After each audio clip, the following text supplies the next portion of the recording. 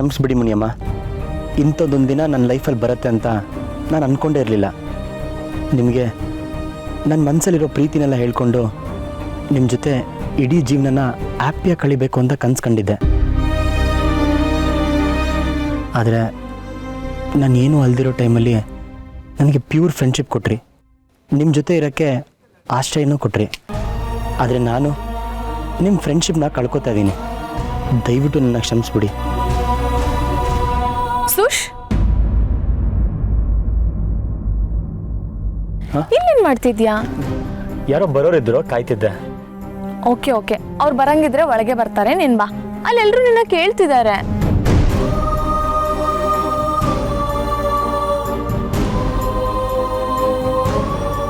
ಸುಶಾಂತ್, ಸುಶ್ ನಿನ್ಗೆ ಹೇಳ್ತಿರೋದು, ಬಾ ನೀನು.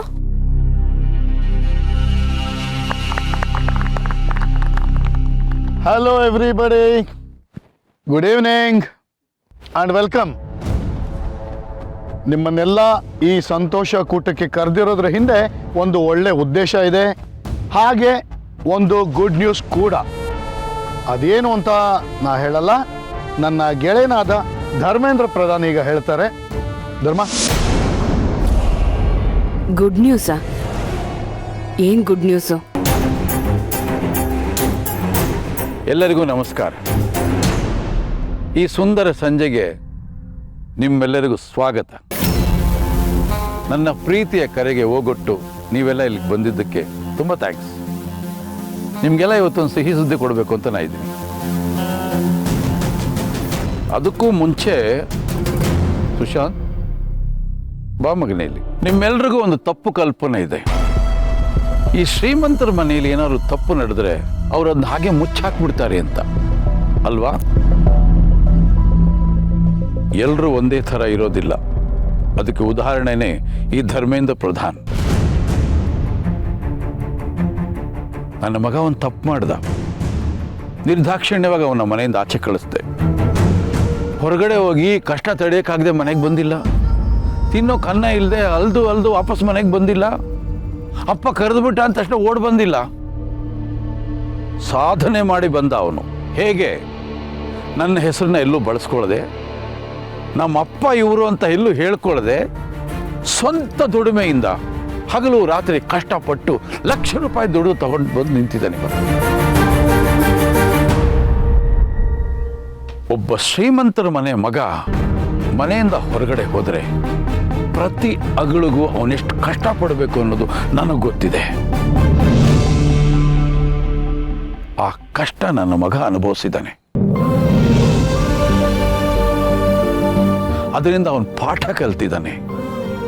ಬದುಕು ಏನು ಅನ್ನೋದನ್ನು ಅರ್ಥ ಮಾಡ್ಕೊಂಡಿದ್ದಾನೆ. ಪ್ರತಿ ರೂಪಾಯಿಯ ಬೆಲೆ ಏನು ಅನ್ನೋದನ್ನು ಅವನು ತಿಳ್ಕೊಂಡಿದ್ದಾನೆ. ಜೊತೆಯಲ್ಲಿ ಸ್ವಾಭಿಮಾನದ ಸ್ಪರ್ಶ ಅವನಿಗಾಗಿದೆ. ಇಷ್ಟೆಲ್ಲ ಆದಮೇಲೆ ಒಬ್ಬ ಮನುಷ್ಯನಾಗಿ ಮತ್ತೆ ಈ ಮನೆಗೆ ಬಂದಿದ್ದಾನೆ. ನನಗೆ ಅವನ ಬಗ್ಗೆ ಹೆಮ್ಮೆ ಇದೆ. ಇಂಥ ಮಗನಿಗೆ ನಾನು ತಂದೆ ಆದ್ನಲ್ಲ ಅಂಥೇಳಿ ನನಗೆ ಗರ್ವ ಇದೆ.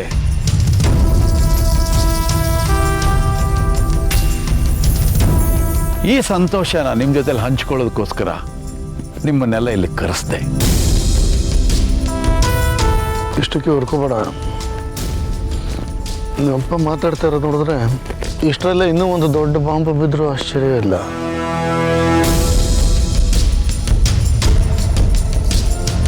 ಇನ್ನೊಂದು ಮುಖ್ಯವಾದ ವಿಷಯವನ್ನು ಈ ಸಂದರ್ಭದಲ್ಲಿ ನಿಮಗೆಲ್ಲ ತಿಳಿಸೋದಕ್ಕೆ ನಾನು ಇಷ್ಟಪಡ್ತಾ ಇದ್ದೀನಿ. ನನ್ನ ಮನೆ ಮತ್ತು ನನ್ನ ಸಂಸ್ಥೆಯ ಜವಾಬ್ದಾರಿನ ನೋಡ್ಕೊಳ್ಳೋದಕ್ಕೆ ನನಗೊಬ್ಬ ಯೋಗ್ಯವಾದ ವ್ಯಕ್ತಿ ಬೇಕಾಗಿತ್ತು. ನಾನು ಅದರ ಹುಡುಕಾಟದಲ್ಲಿದ್ದೆ. ಆದರೆ ಈ ಕ್ಷಣ ನನಗನ್ನಿಸ್ತಾ ಇದೆ, ಅಂಥ ಯೋಗ್ಯನಾದವನು ಯಾರು ಅಂತ ಹೇಳಿದ್ರೆ ಸುಶಾಂತ್ ರಾಜ್ ಪ್ರಧಾನ್ ಅಂತ. ನಾಳೆಯಿಂದ ನನ್ನ ಸಮಸ್ತ ಜವಾಬ್ದಾರಿಯನ್ನು ನನ್ನ ಮಗನಿಗೆ ನಾನು ವಹಿಸ್ತಾ ಇದ್ದೇನೆ.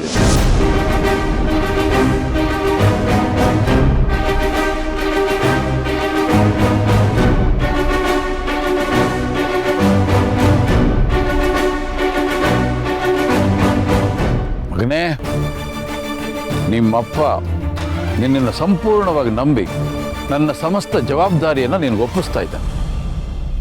ಕೊಡು ಕೈ.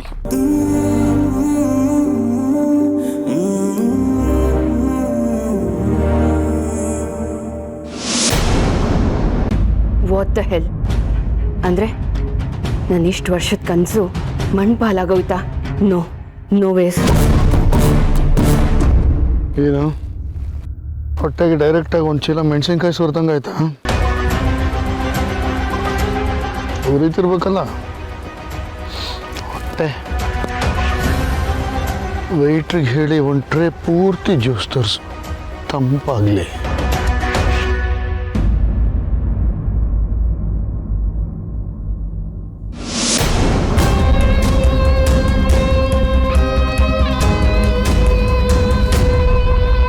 ಅಪ್ಪ, ತುಂಬ ಗೌರವದಿಂದ ಹೇಳ್ತಿದ್ದೀನಿ, ಇದು ಯಾವುದು ನನಗೆ ಬೇಡ.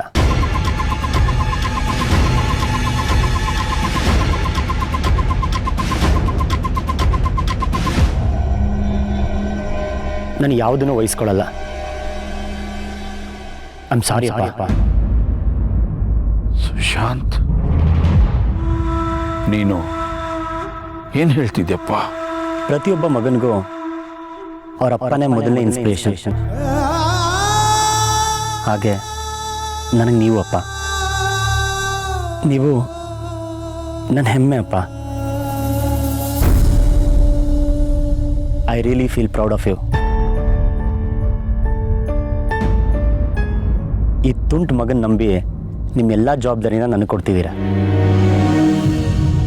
ಆದರೆ ಈ ಜವಾಬ್ದಾರಿ ತೊಗೊಳಕ್ಕೆ ನನಗಾಗಲ್ಲ.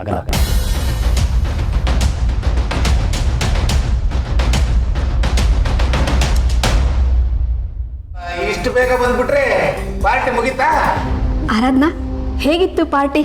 ನೀನು ಹೋಗಿದ್ದಕ್ಕೆ ರಾಜ್ ಖುಷಿ ಆದ್ನಾ? ಏನಂದ್ರು ಅವ್ರ ಮನೆಯವರು? ಎಲ್ಲರೂ ಚೆನ್ನಾಗಿ ಮಾತಾಡ್ಸಿದ್ರಾ? ಅಯ್ಯಯ್ಯೋ, ತುಂಬಾ ಚೆನ್ನಾಗಿ ಮಾತಾಡ್ಸಿದ್ರು. ಅಲ್ಲಿ ನನಗೂ ಅಕ್ಕಂಗೂ ರಾಯಲ್ ಟ್ರೀಟ್ಮೆಂಟು. ನೋಡಿದ್ರಾ, ಹೋಗಲ್ಲ ಅಂತಿದ್ರಿ, ಹೋಗಿದ್ದಕ್ಕೆ ಅವ್ರಿಗೂ ಖುಷಿ ಆಯ್ತು, ಈಗ ನಿಮ್ಗೂ ಖುಷಿ ಆಯ್ತು. ಮಗಳೇ, ಹೆಂಗಿತ್ತು ರಾಜಲಕ್ಷ್ಮಿ ಮನೆ? ಅರಮನೆ ಇದ್ದಂಗಿತ್ತ? ಅವ್ರಿಗೆಲ್ಲ ನೀನು ಹೇಳ್ಬೇಕಾಗಿತ್ತು, ರಾಜಲಕ್ಷ್ಮಿ ನಮ್ಮ ಒಟಾರದಲ್ಲೇ ಇದ್ದಿದ್ದು, ಅವನ್ನ ನಾವು ಸೂಪರ್ ಆಗಿ ನೋಡ್ಕೊಂಡ್ವಿ ಅಂತ. ಅಯ್ಯಯ್ಯೋ, ನಾವೇನಪ್ಪ ಹೇಳೋದು? ಅವನೇ ಕಂಡ್ಕೊಂಡವ್ರ ಹತ್ರ ಎಲ್ಲ ಹೇಳ್ಕೊಂಡು ಓಡಾಡ್ತಿದ್ದ. ಆರಾಧನಾ ನನ್ನ ಬೆಸ್ಟ್ ಫ್ರೆಂಡು, ಇವಳು ನನಗೆ ತುಂಬಾ ಬೇಕಾದವಳು ಅಂತ. ಆರಾಧನಾ ಬಂದಿದ್ದಕ್ಕೆ ಪಾರ್ಟಿ ಕಳೆ ಬಂತು ಅಂತ ಹೇಳ್ತಿದ್ರು. ಅದೇನ್ ಕೇಳ್ತೀಯಾ, ಅಲ್ಲಿ ಸಿಕ್ಕಿದ ಮರ್ಯಾದೆ ಬಗ್ಗೆ ಅಬ್ಬಬ್ಬಬ್ಬಬ್ಬಬ್ಬ. ಸಿರಿ, ಪ್ಲೀಸ್. ಏನಾಯ್ತೆ ಆರಾಧ್ನಾ? ಯಾಕೊಂಥರ ಇದೆಯಾ? ಆರಾಧನಾ ಅವರೇ, ಇದು ನಮ್ಮ ಫ್ಯಾಮಿಲಿ ಫಂಕ್ಷನ್.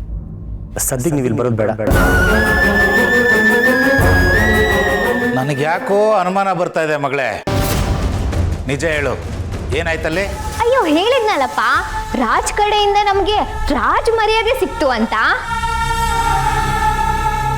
ಮತ್ತೆ ಆರಾಧ್ನಾ ಯಾಕೆ ಅಳ್ತಾ ಇದ್ದಾಳೆ? ಅಮ್ಮ, ಅಲ್ಲಿ ಆರಾಧನೆಗೆ ತೋರಿಸಿರೋ ಪ್ರೀತಿ ವಿಶ್ವಾಸನೆಲ್ಲ ನೋಡಿ ಮನಸ್ಸು ತುಂಬಿ ಕಣ್ಣೀರು ಬರ್ತಾ ಇದೆ. ಸಿರಿ, ಏನೇ ಕಿರಿಸ್ತಾ ಇದೀಯಾ? ನಿನ್ ಜೊತೆ ಹಲ್ಕಿರ್ಕೊಂಡು ಬಂದಲ್ಲ, ನನಗೂ ಅವಮಾನ ಆಗಿದೆ ಇಲ್ಲಿ.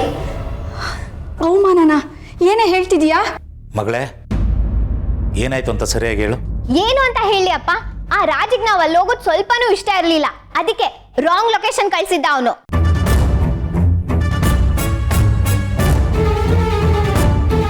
ಆಮೇಲೆ ಇವಳು ಸರಿಯಾಗಿರೋ ಲೊಕೇಶನ್ ಕಳಿಸು ಅಂದ್ರೆ ಅವನು ಏನು ಹೇಳ್ದ ಗೊತ್ತಾ? ನಮ್ಮಮ್ಮ ಸುಮ್ಮನೆ ಕರೆದಿದ್ದು, ಇದು ಫ್ಯಾಮಿಲಿ ಫಂಕ್ಷನ್, ನೀನ್ ಬರ್ಬೇಡ ಅಂದ. ನಿಜಾನಾ? ನಿಜಾಪ.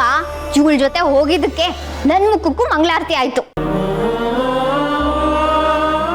ಆರಾಧ್ನಾ, ರಾಜ್ ಹಂಗನ್ನ?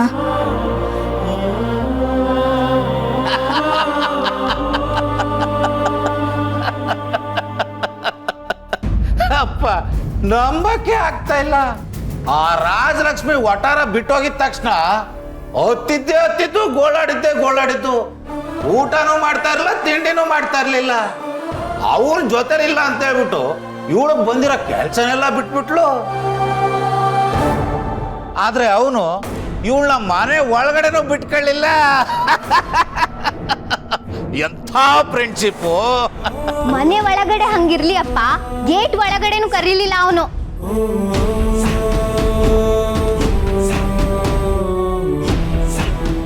ಪಾಪ ಕಣರೇವತಿ ನಿನ್ನ ಮಗಳು ಫ್ರೆಂಡು ಅಂತ ಹೇಳ್ತಾ ಇದ್ಲು, ಆದ್ರೆ ಆ ಫ್ರೆಂಡೇ ಸರಿಯಾಗಿ ಆಪಿಟ್ಬಿಟ್ನಲ್ಲೇ. ರೀ, ಉರಿಯೋ ಬೆಂಕಿಗೆ ತುಪ್ಪ ಸುರಿಬೇಡಿ, ಸುಮ್ನಿರಿ.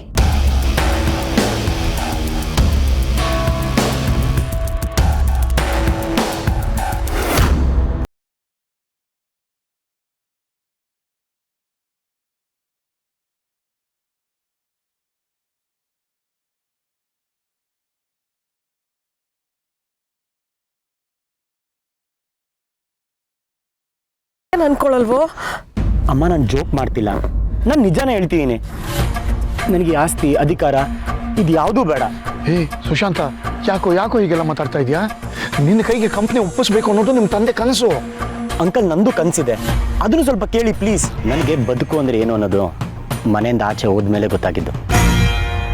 ನನ್ನ ಮನೆಯಿಂದ ಆಚೆ ಇದ್ದಷ್ಟು ದಿನ ನನ್ನ ಲೈಫಲ್ಲಿ ತುಂಬ ದೊಡ್ಡ ಬದಲಾವಣೆ ಆಗಿದೆ.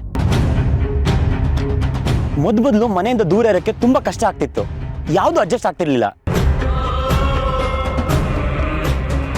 ಹೇಗೆ ಸಂಪಾದನೆ ಮಾಡಬೇಕು ಅಂತಲೂ ಗೊತ್ತಿರಲಿಲ್ಲ. ಕಂಪ್ಲೀಟ್ ಝೀರೋ ಆಗಿದೆ ನಾನು. ಫುಡ್ ಡೆಲಿವರಿ ಕೆಲ್ಸಕ್ಕೆ ಸೇರಿಕೊಂಡು ಟ್ರಾಫಿಕಲ್ಲಿ ಗಂಟೆ ಕಾದು ಒದ್ದಾಡ್ಕೊಂಡು ಡೆಲಿವರಿ ಮಾಡೋಕ್ಕೆ ಅಂತ ಮನೆ ಹತ್ರ ಹೋದರೆ ಲೇಟಾಗಿ ಬಂದಿದೆ ಅಂತ ಬಾಯಿಗೆ ಬಂದಂಗೆ ಬೈತಿದ್ರು. ನನಗೂ ಹೊಟ್ಟೆ ಹಸಿತಿತ್ತು, ಕೈಯಲ್ಲಿ ಫುಡ್ಡು ಇರ್ತಿತ್ತು, ಆದರೆ ನಂದಲ್ಲ.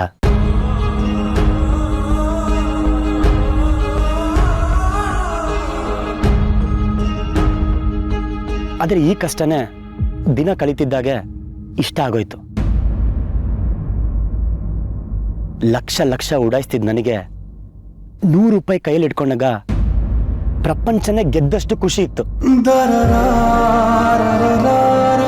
ಈಗ ನಾನು ಬದಲಾಗಿದ್ದೀನಿ ಅಂಕಲ್. ನಾನು ಹೇಳ್ತಿರೋದು ತಪ್ಪೋ ಸರಿನೋ ನನಗೆ ಗೊತ್ತಿಲ್ಲ. ನಾನು ವಾಪಸ್ ನಮ್ಮ ಮನೆಗೆ ಬಂದಾಗ ನಾನೆಲ್ಲೋ ಬೇರೆ ಕಡೆ ಬಂದಿದ್ದೀನಿ ಅನ್ನೋ ಫೀಲ್ ಆಗ್ತಿದೆ. ಈ ವಾತಾವರಣದಲ್ಲಿರೋದಕ್ಕೆ ನನ್ನ ಕೈಲಿ ಆಗ್ತಿಲ್ಲ ಅಂಕಲ್. ಏನು ಆಗಿದೆ ನಿನ್ಗೆ? ನಿನ್ನ ಮನೇಲೆ ನಿನ್ಗೆ ಉಸಿರು ಕಟ್ಸೋಂತ ವಾತಾವರಣನ? ನಮ್ಮ ಜೊತೆ ಇರೋದೇ ನಿನಗೆ ಕಷ್ಟನಾ? ಅಮ್ಮ, ನಾನು ಹಾಗೆ ಹೇಳ್ತಿಲ್ಲ. ನಿಮ್ಮೆಲ್ಲರೂ ಪ್ರೀತಿ ನನಗೆ ಬೇಕಮ್ಮ, ಆದರೆ ಈ ಶ್ರೀಮಂತಿಗೆ ಬೇಡ ಅನಿಸ್ತಿದೆ.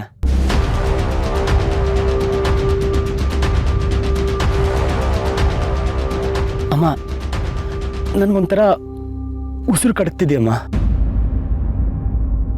ಅದಕ್ಕೆ ಅಪ್ಪ ನನಗೆ ವಹಿಸ್ತಿರೋ ಜವಾಬ್ದಾರಿನ ತಗೊಳ್ಳಲ್ಲ ಅಂತಿರೋದು. ಸುಶಾಂತ್, ಏನು ಮಾತಾಡ್ತಿದ್ಯಾ ನೀನು?